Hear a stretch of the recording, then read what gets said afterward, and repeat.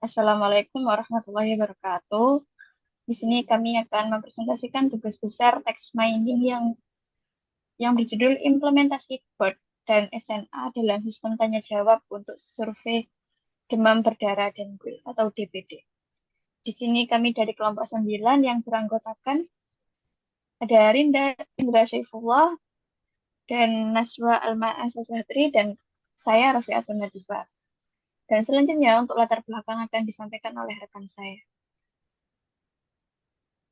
Ya, untuk latar belakangnya sendiri, yaitu DBD merupakan masalah kesehatan serius di wilayah tropis seperti Indonesia. Analisis survei konvensional sering kurang efektif dalam menggali makna dari data kualitatif, sehingga dibutuhkan pendekatan yang lebih canggih melalui integrasi BERT, Gaussian Similarity, dan SNA. Penelitian ini mampu menganalisis pemahaman masyarakat terhadap DBD secara lebih mendalam bersendiri menghasilkan representasi vektor konstekstual dari jawaban responden.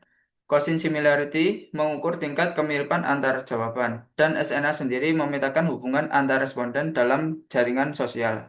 Pendekatan ini tidak hanya meningkatkan efektivitas analisis survei, tetapi juga memberikan wawasan strategis untuk pengendalian penyakit berbasis data. Lalu untuk data setnya sendiri, didapatkan melalui survei terhadap beberapa responden dengan jumlah pertanyaan 5 dan terdapat 33 responden yang mengisi survei tersebut. Selanjutnya untuk metodologinya sendiri yaitu di sini pertama kita menentukan topik. Topik di sini kita mengambil tentang DBD, lalu pengumpulan data, data didapatkan dari survei ke beberapa responden. Lalu data tersebut dilakukan pre-processing yang yang terdapat stopword, tokenize, stem, dan lain-lain. Lalu selanjutnya dilakukan representasi teks dengan word embedding berbasis BERT untuk mengetahui jumlah tersebut merubah menjadi vektor. Lalu selanjutnya dihitung kemiripan dengan quotient similarity antara jawaban responden dengan kunci jawaban yang sudah ditentukan. Lalu selanjutnya penarikan jawaban terbaik dari beberapa responden terhadap kunci jawaban yang diberikan. Selanjutnya, analisis jejaring dengan SNA untuk mengetahui keterkaitan antara responden satu dengan yang lainnya. Selanjutnya, untuk evaluasi sistem question answering untuk mengetahui apakah implementasi tersebut sudah sesuai atau tidak. Oke, selanjutnya akan dilanjutkan tim saya. Lalu untuk hasil penelitiannya, di sini ada hasil tokenized dan steaming. Nah, gambar ini menampilkan hasil proses tokenizing dan steaming terhadap jawaban responden survei DBD. Nah, di sini ada kolom kalimat awal, lalu ada kolom tokenize sama steaming, di mana tokenisasi ini memecah kalimat menjadi potongan kata, sementara untuk steaming mengubah kata ke bentuk dasar. Contohnya kita ambil seperti di pertanyaan keempat, yaitu penularan demam berdarah dengan dengue terjadi nyamuk. Nah, itu diubah menjadi kalimat-kalimat yaitu seperti penularan demam berdarah dan lalu diubah lagi menjadi daftar kata dasar seperti tular, demam, darah, dengue, dan nyamuk. Nah, proses ini penting untuk menyederhanakan dan menyeragamkan data teks sehingga siap diproses lebih lanjut oleh model BERT. Lalu untuk gambar word cloud setelah pre-processing. Nah, gambar Walcott ini menampilkan distribusi kata yang paling sering muncul setelah tahap preprocessing, seperti case folding, normalisasi, stop word removal, dan steaming. Nah, kata-kata dominan seperti demam, dengue, darah, nyamuk, dan virus mencerminkan fokus responden pada penyebab dan gejala utama DBD. Nah, Walcott ini membantu mengidentifikasi topik yang paling banyak dibahas dalam respons, sekaligus menunjukkan bahwa sebagian besar responden memahami konteks penyakit dengan baik. Next. Lalu ada hasil dari bird embedding. Nah, gambar dari hasil bird embedding ini menunjukkan representasi vektor numerik dari jawaban responden yang telah diproses menggunakan model BERT.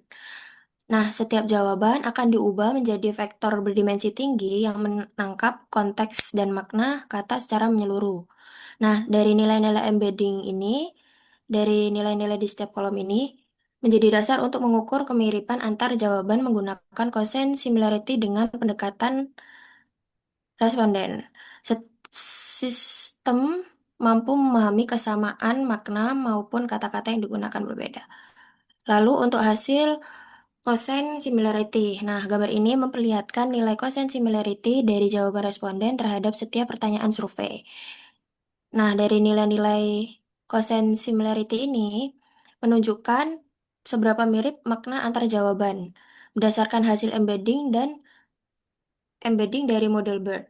Nah, jawaban dengan nilai lebih dari 0,0,85 dikategorikan sebagai sangat mirip, antara 0,70 sampai 0,85 sebagai cukup mirip, dan kurang dari 0,70 sebagai kurang mirip. Dari hasil setiap pertanyaan 1 sampai 5 ini, yang sudah dijawab oleh responden, mayoritas respon pada pertanyaan faktual masuk ke kategori sangat mirip, menandakan pemahaman yang seragam, sedangkan pada pertanyaan solusi atau opini, nilai lebih bervariasi, mencerminkan keragaman pandangan responden. Next. Lalu, hasil penelitian untuk distribusi kategori konsen similarity. Nah, pada gambar ini menunjukkan sebaran jumlah jawaban responden dalam 3 kategori konsen similarity. Yang pertama sangat mirip, cukup mirip, dan kurang mirip. Untuk 5 pertanyaan utama dalam survei DBD. Nah, mayoritas jawaban termasuk dalam kategori sangat mirip, terutama pada pertanyaan faktual seperti definisi dan penyebab DBD. Hal ini mencerminkan pemahaman responden yang cenderung homogen. Sebaliknya, pertanyaan yang bersifat opini atau solusi menunjukkan lebih banyak variasi dan masuk ke kategori cukup mirip atau kurang mirip, mengidentifikasikan adanya keberagaman sudut pandang. Lalu, gambar di sebelahnya untuk most jawaban atau nilai kosain similarity tertinggi. Nah, gambar ini menampilkan jawaban dari responden dengan nilai kosain similarity tertinggi terhadap preferensi sistem. Nah, nilai mendekati 1 nih kita pakai misalnya 0,993 atau 0,995. Itu menandakan bahwa jawaban tersebut sangat identik secara semantik dengan jawaban ideal. Nah, data dari mus jawaban ini berguna untuk mengidentifikasi respons yang paling representatif atau berkualitas tinggi dan dapat dijadikan acuan dalam pengembangan sistem pembelajaran atau penyusunan basis pengetahuan tanya jawab otomatis. Selanjutnya akan dibacakan oleh rekan saya. Ya, untuk selanjutnya yaitu ini graf SNA, hasil SNA dari 5 pertanyaan. Dan yang di paling kanan itu adalah graf SNA antar responden untuk pertanyaan 1, di mana SNA sendiri itu kan menunjukkan kemiripan jawaban responden 1 terhadap responden lainnya. Jadi yang pertanyaan 1 itu not yang kurang lebih besar seperti R7 itu menunjukkan tingkat keterhubungan yang lebih tinggi, menandakan bahwa responden tersebut memiliki kemiripan jawaban dengan banyaknya responden lainnya. Terus kemudian yang di tengah itu adalah responden pertanyaan graf SNA pertanyaan kedua, yaitu not R7 lagi dan R27 tampak memiliki ukuran yang lebih besar. Terus dan itu menandakan bahwa jawaban mereka itu sangat mirip dengan banyaknya responden lainnya sehingga dapat dianggap sebagai R27 dan R7 di pertanyaan 2 itu sebagai pusat opini. Terus ada yang sebelah kanan yaitu ada pertanyaan ketiga yaitu seperti R13, R28, dan R5 itu berada di posisi sentral. Menandakan jawaban mereka itu umum dan banyak kemiripan dengan responden lain. Terus yang di bawah sebelah kiri itu ada pertanyaan keempat yaitu seperti responden R1, R16, dan R30 itu menjadi pusat dalam kelompok ini dan merepresentasikan pandangan mayoritas terhadap jawabannya gitu. Terus ada yang terakhir itu ada graf SNA di pertanyaan kelima.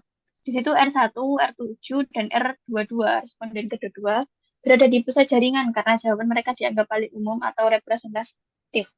Sementara responden yang di pojok R31 dan R29 itu berada di tepi jaringan dengan jawaban mungkin lebih unik daripada yang lainnya.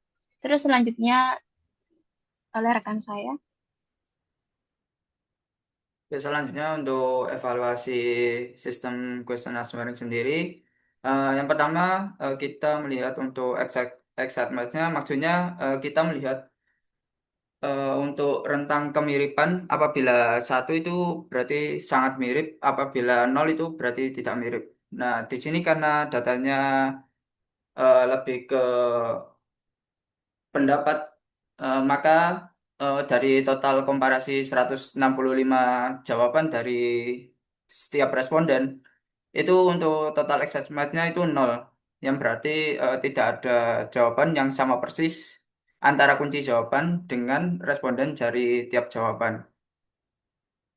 Selanjutnya kita mengecek untuk F1 skornya menggunakan confusion metric. Di sini untuk dapat dilihat untuk F1 skornya nilai tertinggi itu 0,94 dengan kategori yang sangat mirip. Ini berarti untuk kategori sangat mirip sudah cukup eh, sudah cukup membuktikan untuk model yang sudah dilakukan train test dengan hasil aktualnya. Oke, selanjutnya untuk kesimpulannya. Baik, kesimpulan dari penelitian ini itu menunjukkan bahwa model BERT dan Cosin Sumbergedi itu efektif dalam menganalisis respons survei tentang DPD. Secara keseluruhan, sistem BERT dan Cosin itu diimplementasikan di penelitian ini itu untuk mengelompokkan dan mengevaluasi respons survei secara efisien. Semoga temuan ini mendukung penggunaan model NLP canggih sebagai solusi untuk sistem question answering ke depannya. Sekian dari kelompok kami. Bila ada salah kata, mohon maaf. Dan terima kasih. Wassalamualaikum warahmatullahi wabarakatuh.